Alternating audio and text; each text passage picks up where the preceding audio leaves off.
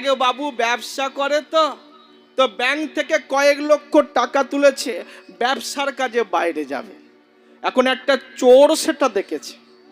চোর মনে মনে চিন্তা করছে, যে করেই হোক বাবুর কাছ থেকে ওই টাকাটা আমাকে নিতে হবে। এখন চোর কি করেছে, বাবুর ট্রেনের টিকিট কেটেছে, যে সিটে বসেছে চোর ঠিক তার পাশের সিটেই বসেছে। চোর আর বাবু দুজনে পাশাপাশি বসে যাচ্ছে। এমতো সময়ে চোর বাবুকে ডেকে বলছে, বাবু আপনি আমাকে চিনতে পেরেছেন?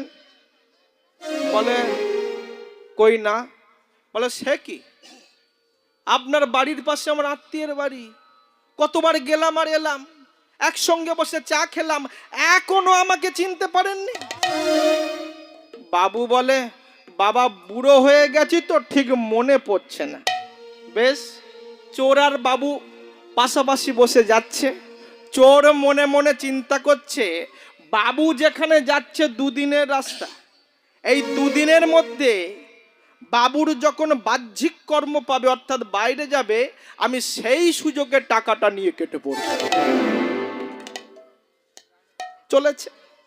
এমতো সময়ে বাবুর বাহ্যিক কর্ম পেয়েছে। আর যখনই বাহ্যিক কর্ম পেয়েছে, বাবু চোরকে ডেকে বলছে, বাবা তুমি তো আমার আত্মীয় মানুষ, তো আমি একটু বাথরুমে যাচ্ছি, আমার সিটটা দেখো আর আমার ব্যাগটা দেখো, খবরদার আমার ব্যাগে যেন কেউ হাত না দেয়। চোর মনে মনে চিন্তা করছে, হাই ভগবান, আমি তো ওই জন্যই বসে আছি।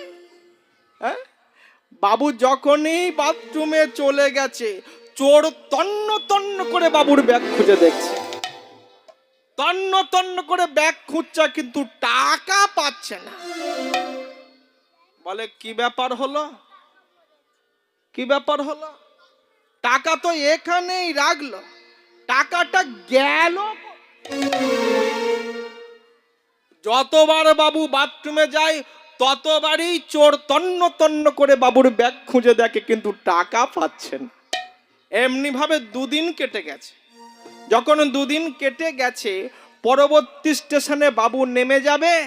চোর বাবুকে ডেকে বলছে, বাবু একটা কথা জিজ্ঞাসা করব, সত্যি কথা বলবেন?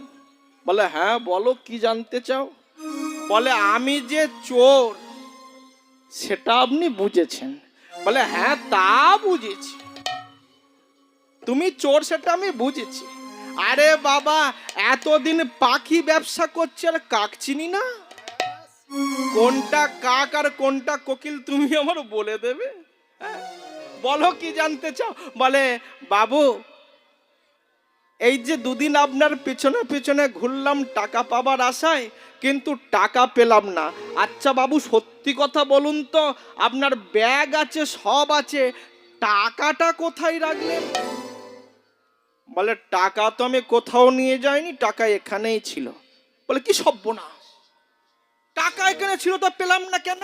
বলে শোনো, আমি যখন বাথরুমে যেতাম আমার আগে তুমি বাথরুমে যেতে, আর তুমি যখন বাথরুমে যেতে আমি সেই সুযোগে আমার ব্যাগ থেকে টাকাটা নিয়ে আমি তোমার ব্যাগেতে ঢুকিয়ে রাখতাম। হরি বল, হরি বল। আমি জানি আমি বাথরুমে চলে গেলে তুমি আমার ব্যাগ খুঁজে দেখবে, কিন্তু ভুল করেও তুমি তোমার ব্যাগে হাত দেবে না। চোর কথা শুনে মাথায় হাত, বলে কি সর্বনাশ, তাহলে দুদিন ধরে টাকা আমি আমার ব্যাগে বইলাম, অথচ টাকা আমি পেলাম না। ভক্তমণ্ডলী, ভক্তিমতী মায়েরা, তত্ত্বটা কি বুঝলেন?